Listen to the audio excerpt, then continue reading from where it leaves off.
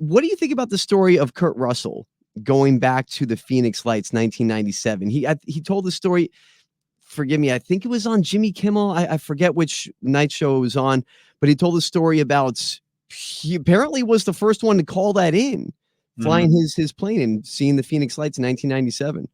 Well, I mean, it's cool that he was an eyewitness to that event. It's cool that he called it in. You know, I've never heard a satisfactory explanation for the Phoenix Lights.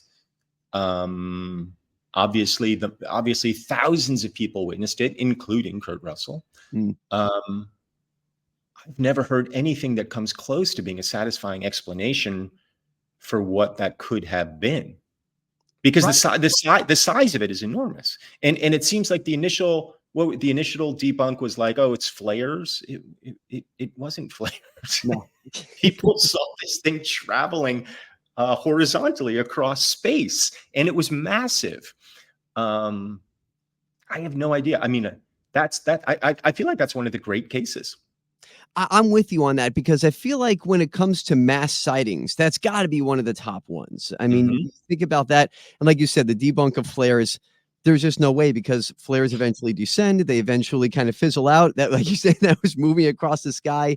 The more and more it kept popping up. It was, to this day, like you said, there's no real explanation for that. And it was the governor of Arizona, or was the mayor of, it was the governor, right? Where he came out in the alien mask and they played a joke about it. But later on, I think just a few years ago, he said in an interview, he apologized for that because he saw it too, and he still has no explanation for it. Yeah, exactly. I mean, look, I understand.